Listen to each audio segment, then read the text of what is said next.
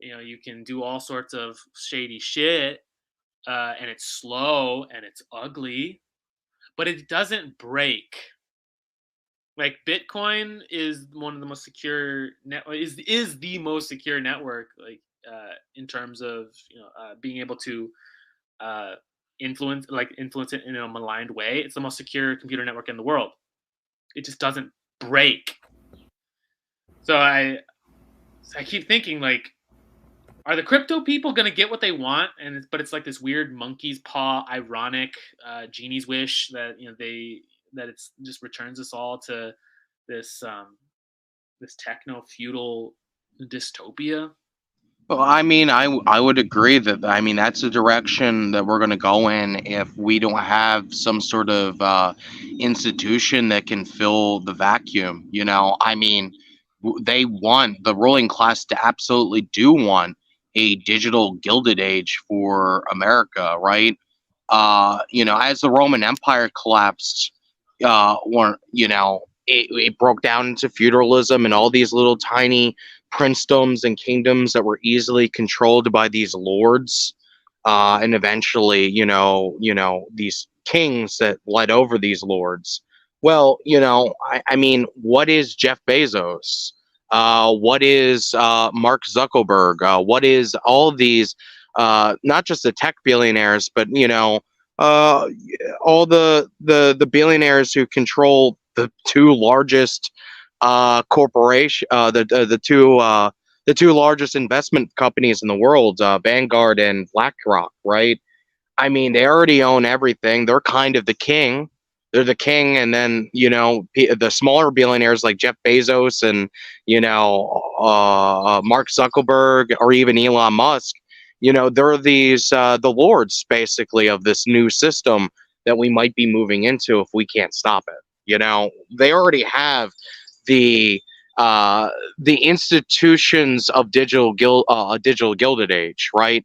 They already have that. It's just a matter of transferring that mode of production into a material reality that they have complete control over, and we're just stuck in these little tiny princedoms, as crypto miner serfs, basically. Yeah, the in the way that we're all kind of familiar, we might have all had a job or another that has its own internal internet service or its own internal platform to like communicate with people, or it's like this ancient software. Like that's happening. Like the enclosure of computing power, especially as America and the American deep state is trying to go to war with Taiwan, is there's just not enough GPUs, not enough like microchips and machines that can process all of the computing power we need to make the economy function, to make our personal lives function. With as many things as like that need microchips, there's not enough GPUs going around to hold it all up, and these large monopolies are just buying up all of these microchips. And yeah, it can and so at a certain point, when the flow of technology that can compute, it can give us internet access, when all those microchips dry up, yeah, it's just going to be like this enclosure as scrambling for, instead of the Mad Max scenario where don't get addicted to water, it's like, do not, my friends, become addicted to internet service. It's just going to be these feudal lords who are just dishing out little crumbs of Wi-Fi. Yeah, I mean, I don't know all of the tech stuff, but I know that the revolution will not be televised, and crypto is getting hawked by Matt Damon during the Super Bowl, so I don't think they're afraid of it. I mean, Goldman Sachs and BlackRock are like the biggest investors in crypto. Mark Cuban was like on the ground for NFTs. He was a big early investor in NFTs. Or even just more recently, BlackRock submitted an application for a Bitcoin ETF and out of like the 500 applications it's made to the SEC, only one has been denied. So yeah, like BlackRock is going to be the biggest investor in crypto, and ETF to be able to make sure that its clients can trade in Bitcoin. Again, to like hedge their bets, just in case like the legacy system crashes. Yeah, I mean, I kind of just disagree with this premise that like technology is going to save us. I mean, technology is downstream from power. You know, like look at AI. They're talking about AI at Bilderberg. Like God knows what they're fucking planning on rolling out with that. And Technology is what's going to destroy the current established system, but it doesn't mean that the established system is going to be replaced with something better. Because the people who currently control the current system have already invested themselves into the dismantling of this system, right? Well, here's the thing: we live like under a capitalist mode of production. Like the tools of like the means of production are always being destroyed and replaced. Every economic cycle, the gasoline powered engine replaced the steam engine, and then all of this infrastructure needed to be thrown out and replaced. You had all of the you had the automobile replacing the horse and buggy, and then you had electric cars are trying to now they're trying to get rid of everyone's gasoline powered cars and replace it all with electric cars. The means of production are always being destroyed. This is just this is nothing new. This is just a transfer of that, again, that apocalyptic thinking from hardware, hardware material things, to software objects, to the cloud, to this intangible like Wi-Fi, like nebulous realm that we think is gonna collapse, and I mean, probably will. I think I would generally agree, yeah, but I will say that this mode of production, unlike the transfer from like the steam engine to the gasoline powered engine or whatever, right? This mode of production is a socialized mode of production, right? Uh, it is subtracted from the material. In that regards, I mean, Karl Marx kind of predicted that capitalism would eventually become socialism, right?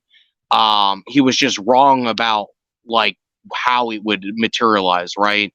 So what we're looking at, in my view, is that, well, yes, it is this new mode of production, and in the past, it definitely meant when you move to a new mode of production, it was still capitalism. But I would argue, because it is of a non-material basis, but is instead of a socialized basis. The current system is, for lack of better terms, it's socialism for the rich, or it's fascism, or it's something other than the capitalism before 1929. I think that we have already graduated to a new system that we don't really have a good way to really define, because it's different than fascism, and maybe even saying socialism for the rich isn't really necessarily accurate either, because I mean, there's plenty of rich people that are getting screwed over by this other group of rich people. That's what you see with the divisions within the ruling class right now, where you have more of the libertarian mindset from certain capitalists, even like the Koch brothers to some extent, versus, the Silicon Valley capitalists, right? So we're seeing like this division of the ruling classes, Bonapartism, because the mode of production has been socialized, and it can't keep everyone that's on the top in the same position, and they're fighting amongst themselves because of that. Yeah, we're in this weird. Yeah, I agree with you that we're in this weird interstitial space that's not. I mean, yeah, like we're not in capitalism. It doesn't, but we're in a socialized mode of production. But it doesn't feel. But it still feels. Like I mean, but the ruling class is still it's still operating in that capitalist mindset. We're in this weird in between space, and yeah, so I think, and to move the conversation to like a last little segment here, I just wanted to talk about this ways forward. Like, what do we do?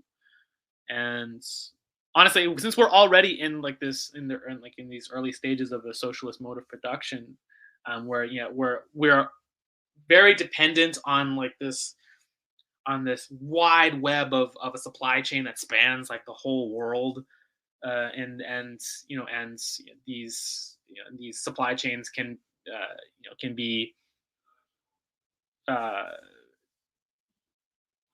or you can be started up and stopped just like for on demand.